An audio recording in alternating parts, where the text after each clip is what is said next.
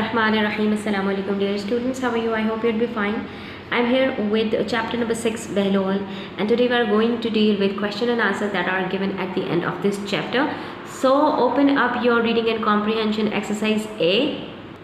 Hold a pencil in your hands and watch the video till the end. But before starting and moving towards the question and answers, I ask you to please subscribe to my channel if you are new and hit the like button.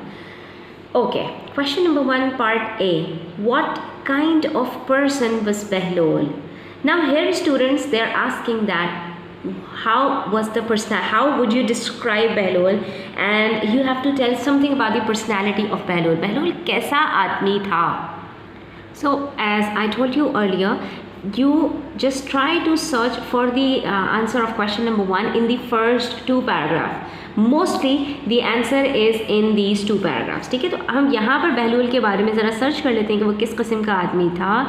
तो आप यहाँ पर देख सकते हैं, he does not get excited about anything, he is always calm, he seldom smiles or shows his feelings, and he is a wonderful cook. So this is all about Bahlol, right? तो जनाब आप आंसर में exactly यही सब कुछ लिख देंगे, अपनी तरफ से कुछ लिखने की आपको ज़रूरत नहीं है. Part B, why was there no food in the house that day. Why जब आ जाता है तो वजह बतानी है आपको कि क्यों नहीं था भाई उस दिन खाने को कुछ भी घर पर, ऐसी क्या वजह हो गई थी. तो आप यहाँ पर देख सकते हैं, leftover food for lunch from lunch madam, he reply and then explain for that tomorrow is market day, no food in the house today madam. ये वजह थी कि आज खाने को घर पे कुछ नहीं था क्योंकि कल मार्केट का दिन था, कल हम जाके शॉपिंग करेंगे. तो आप भी क्वेश्चन से अपना आंसर स्टार्ट करते हुए एग्जैक्टली यही बता देंगे, there was no food in the house that day because the next day was market day.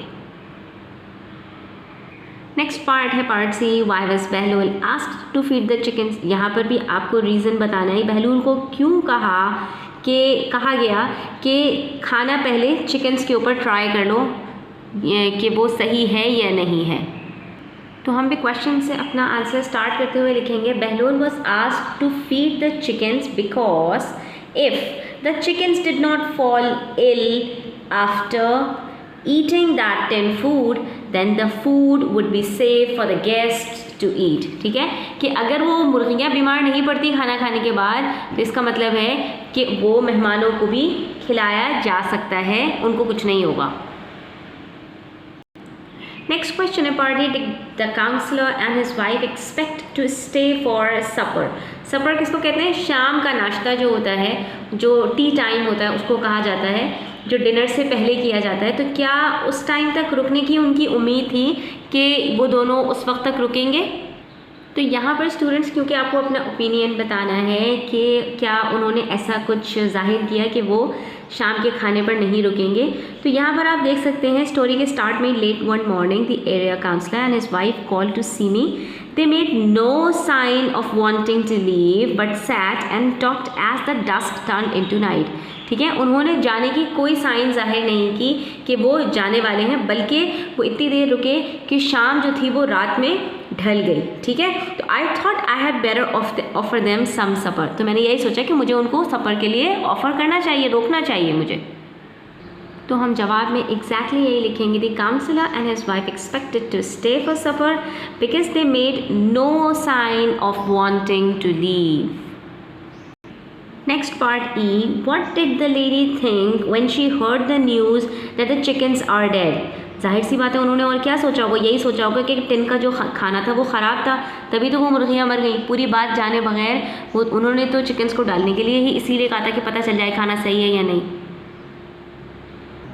तो हम यही लिख देंगे, when she heard the news that the chickens were dead, the lady thought the food in the tin was bad and had poisoned them.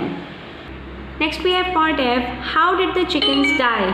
मुर्गियाँ असल में कैसे मरी थी, क्या हुआ था, हकीकत हाल क्या थी बच्चों?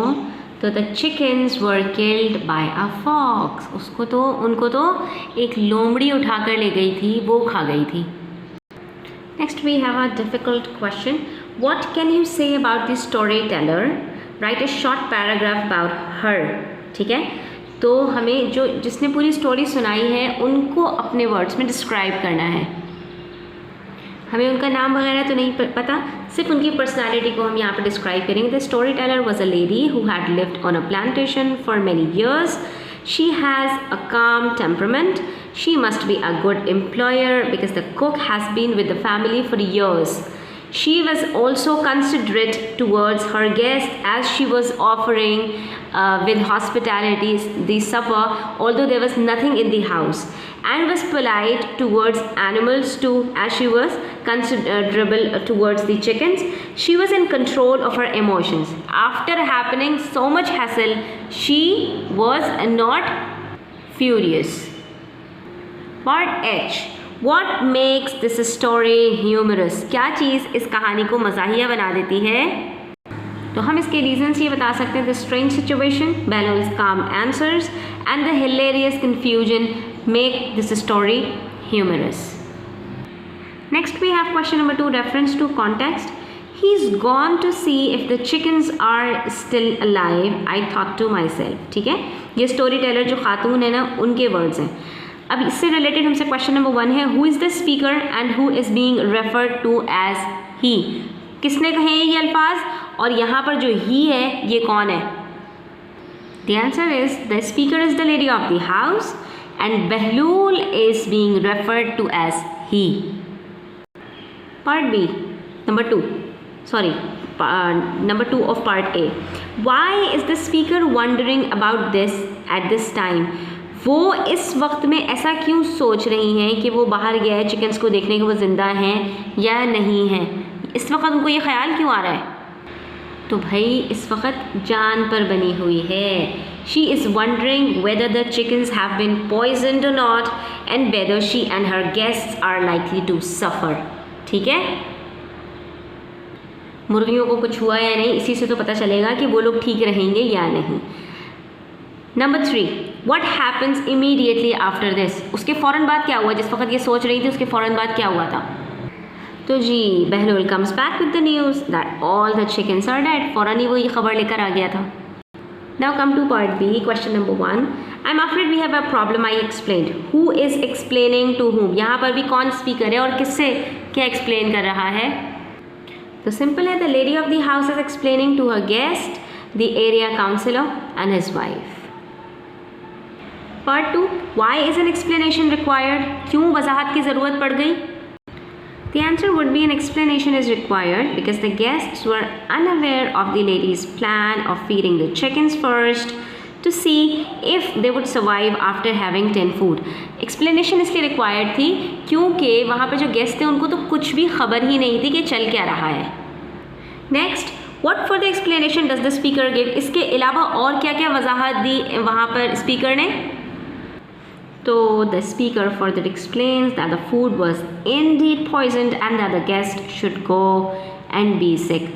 जाकर अब गेस्ट से उन्होंने कहा कि आप उल्टी करें, यानी कि वो सारा खाना जो आपने अभी लिया है वो बाहर निकालें.